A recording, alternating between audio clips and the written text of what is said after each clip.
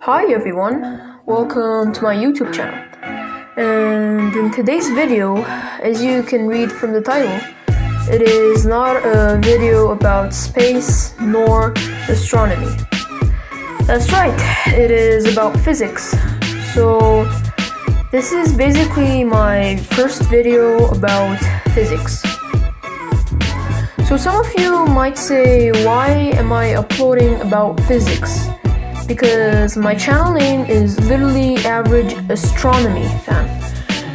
But however, in my description, I also said I would upload math or physics videos rarely.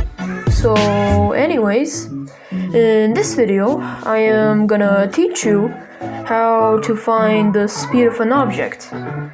So without wasting time, let's just jump right in. So first of all, what is speed? So speed is basically the measure of how fast an object goes. It's basic and simple. But there is also another definition for speed in physics. Speed is also a distance covered by time. So basically a distance an object goes through with a certain amount of time. So now if you understood what speed exactly is in physics, now let's finally get into the title of this video.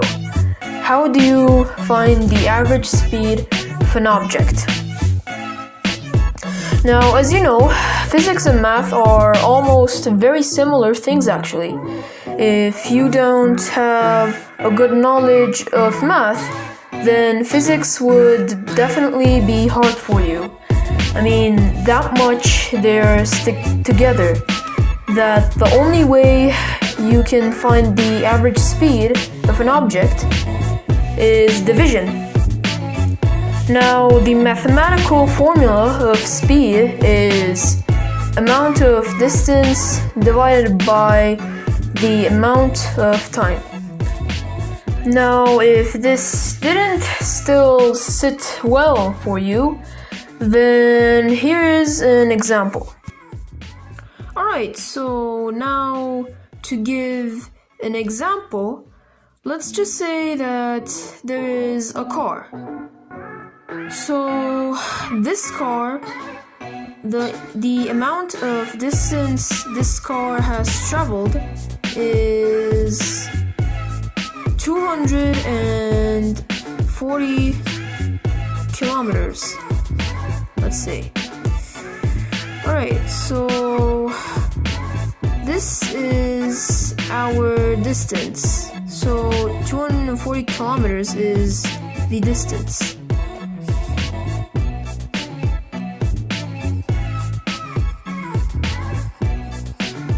Right, so and then this car travels the 240 kilometers. Let's say the car travels 240 kilometers in 3 hours, let's say. 3 hours. And this is the time.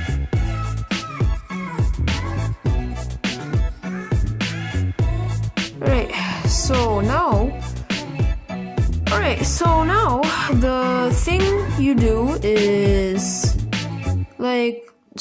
just like the formula says, what you do is you divide the distance and the time. So what you do is you divide 240 by 3.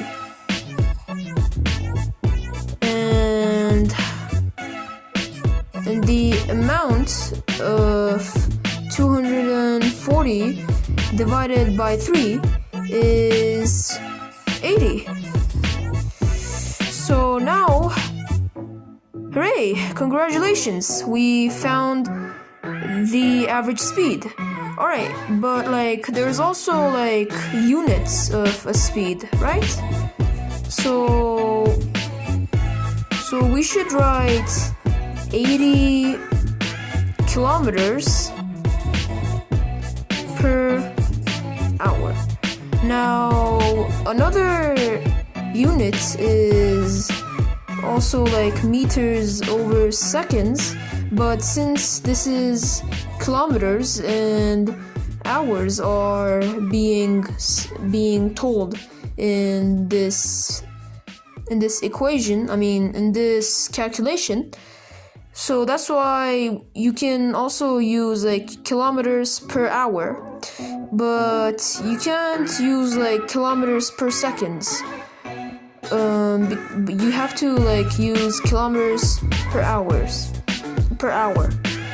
So yep, the answer is 80 kilometers per hour. So yeah. So now let's dig in more deeper.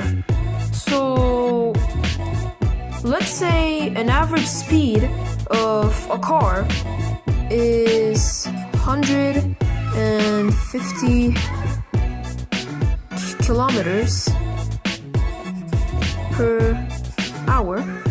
So 150 kilometers per hour, and let's say the car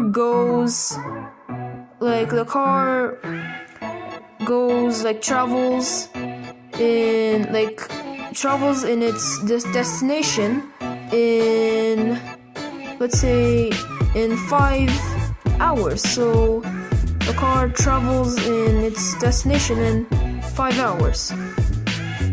Alright, so now this over here is the speed. And this over here is the time.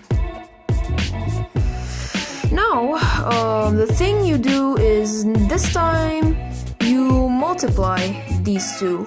So there's no division, but you multiply these two to, I forgot to tell you which thing you should calculate. So you should calculate, so if the speed is this and the time is this, so like what is the distance the car traveled?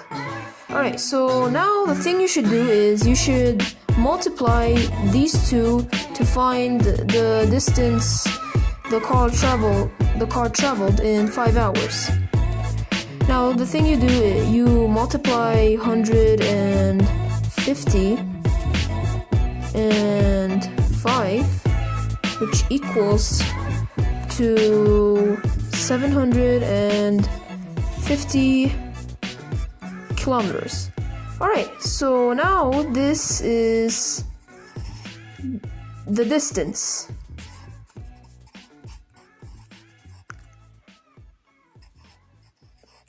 Alright, so now this is basically how you find the distance.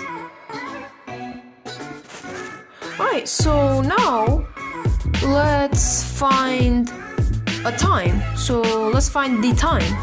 Alright, so now let's say an average speed of a car is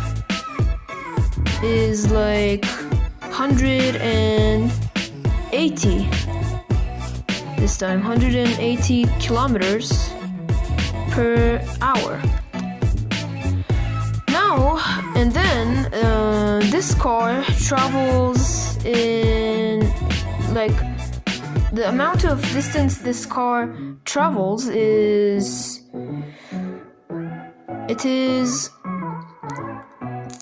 let's say it is 720 kilometers. So now we should find the amount of hours the car traveled in 720 kilometers.